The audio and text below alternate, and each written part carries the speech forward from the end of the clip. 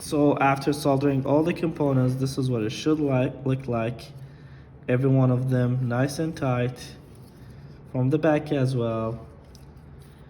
And another tip, when you add your resistors to this hole, for example,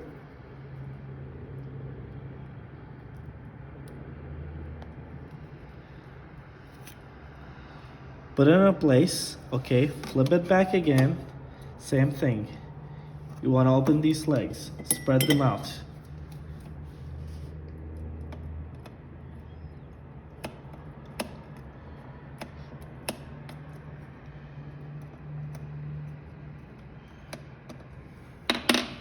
Solder it.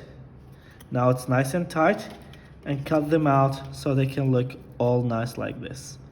Have a great day.